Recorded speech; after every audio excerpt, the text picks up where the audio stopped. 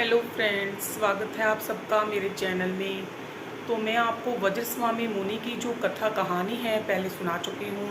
वो जैन आचार्यों की गौरव गाथा में से ही मैंने सुनाई है आपको। मैं जो भी इसमें लिखा है वही मैं सुना रही हूँ, कुछ अलग से नहीं सुना रही हूँ। इसमें आचार्य वज्रस्वामी मुनि की आंतरिक इच्छा थी कि उनको 10 गुरुओं का ज्ञान था।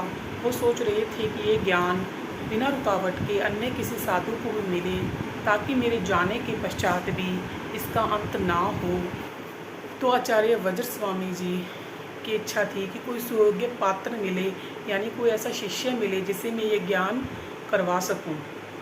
तो थोड़े समय बाद उन्हें ऐसा शिष्य मिला जिसका नाम आचार्य रक्षित था। आचार्य रक्षित जो थे दशपुर के रहने वाले थे, और उनकी माता रुद्र सोमा थी। पिता सोमदेव पुरोहित थे। वे ब्राह्मण कुल में उत्पन्न हुए थे।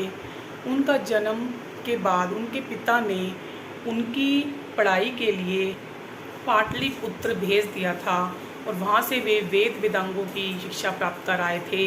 लेकिन उनकी माता जैन धर्म की उपासिका थी। वो बोली कि तुमने तो वेद वेदांग के जो हिंसावर्धक ग्रंथ वो तुमने पढ़े हैं, तुमने जो दृष्टिवाद मतलब सब पर का कल्याण, पुण्य और पाप, जीव है या नहीं है, इस टाइप का कोई भी ज्ञान तुमने नहीं लिया। दृष्टिवाद पर कुछ ज्ञान प्राप्त करो तो मेरी आत्मा को संतुष्टि होगी। अपनी माता के कहने पर वे उसी समय बोले, मुझे ऐसा कौन सा प्राध्यापक है जो मुझे दृष्टिवाद के बारे में बताएगा, तो समझाएगा। तो उनकी माता ने कहा कि इक्षु वाटिका में तोषुलिपुत्र आचार्य विराजमान हैं, वे तुम्हें दृष्टिवाद का ज्ञान करवा सकते हैं। उसी समय वे उनके चरणों में, आचार्य तोषुलिपुत्र के चरणों में पहुँचे और उन्हें बोले कि मुझे दृष्टिवाद का ज्ञान करवा दो। तो आचार्य तोषुलिपुत्र ने कहा कि दृष्टिवाद का ज्ञान हम किसी भी संसारिक प्राणी को, गृहस्थी को नहीं करवा सकते, उसके लिए तुम्हें दीक्षा लेनी होगी। तो उनको ज्ञान प्राप्त करने की इतनी उत्कट अभिलाषा थी, उन्होंने अपनी माता को बिना बताए उसी समय दीक्षा ले ली और वहीं पर वे ज्ञान प्राप्त करने लगे। उधर उनकी माता का रो रो कर बुरा हाल था। वो सोच रही थी कि मैंने तो ज्ञान लेने भेजा था अपने पुत्र को, और पता नहीं वो कहाँ चला गया, अभी तक नहीं आया। उनके छोटे भाई का नाम फल्गुन रक्षित था। अब उन्होंने कहा कि फल्गुन रक्षित को उनके पास भेज दिया, उसकी खोज में भेज दिया। जैसे ही उन्हें पता चला, फल्गुन रक्षित खोज करते करते करते आचार्य तोषुलिपुत्र के पास पहुंच गए और उनसे बोले कि अरे भैया, तुम घर चलो। पर वे बोले, मैं घर नहीं जा सकता।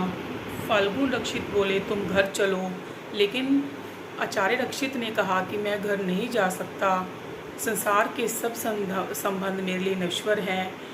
माता को की तृप्ति करने के लिए मैं एक बार दशपुर जरूर जाऊंगा, लेकिन अब मैंने दीक्षा ले ली है तो अब मैं नहीं जा सकता। तुम भी शाश्वत सुख को पाने वाली दीक्षा को ग्रहण करो। ऐसा सुनकर उनके भाई फल्गुन रक्षित ने भी दीक्षा ले ली और वे भी उनके साथ वहीं पर रहने लगे। बाद में तोषुलिपुत्र ने उन्हें थोड़ा बहुत बाकी ज्ञान के लिए उन्हें आचार्य वज्रस्वामी मुनि के पास भेजा। आचार्य तोषुलिपुत्र ने गहरे अंगों का अध्ययन करवाया उन्हें, और पूर्वों के ज्ञान के लिए आचार्य वज्रस्वामी मुनि के पास भेज दिया। वज्रस्वामी मुनि ने 8-9 तक पूर्वों तक का ज्ञान तो उन्हें ढंग से करवा दिया। जैसे ही 10वां पूर्व का अध्ययन करवाया तो वे आचार्य रक्षित जी ने बहुत सारा अध्ययन तो कर लिया था, लेकिन 10वां पूर्व ख़त्म ही नहीं होने आ रहा था। वे बोले कि अभी कितना अध्ययन शेष बचा है। तो महाराज आचार्य वज्रस्वामी बोले कि अभी तो सिंधु से बिंदु मात्र शेष है, मतलब अभी तो तुमने बिंदु मात्र ही पढ़ा है सिंधु में से, अभी तो पूरा सिंधु भर शेष है। यह सुनकर आचार्य रक्षित का धैर्य डामाडोल हो गया और वो बोला कि मैं तो नहीं कर सकता हूँ 10वां पूर्व का ज्ञान। उन्होंने बहुत समझाया, लेकिन फिर भी वो नहीं माने और बोले कि मेरी माता याद कर रही है तो मुझे दसपुर में जाना है।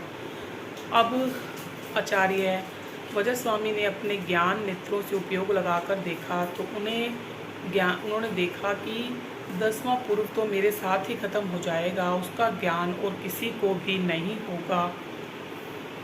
और उन्होंने उन्हें दसपुर जाने की आज्ञा दे दी। दसपुर में जैसे ही वे पहुँचे, उनकी माता के हर्ष का ठिकाना न रहा। वे अपने पुत्रों को देखकर बहुत खुश हुई, लेकिन साधु वेश में देखकर उन्होंने कहा, तुरंत साधु वेश को उतारो, हम तुम्हारा विवाह करेंगे। पर वे बोले कि हम तो साधु बन चुके हैं, इस वेश को हम नहीं उतार सकते। मोह के बंधनों से सर्वथा मुक्त उन मुनियों ने अपने माता पिता से कहा कि हम संसारिक उलझनों में नहीं फंसेंगे। अब तुम संसारिक बंधन से सबसे बड़ा तो धार्मिक संबंध है। तो वे इस प्रकार सुनकर माता पिता को भी दशपुर में ही दीक्षित करके श्रमण धर्म अंगीकार किया। और इस प्रकार से ये कथा यही समाप्त होती है। और आचार्य जो रक्षित थे, उन्हें 9 पूर्वों का तो ज्ञान हो गया था, 10वां पूर्व का ज्ञान अपूर्व था, उनका पूरा नहीं हुआ था।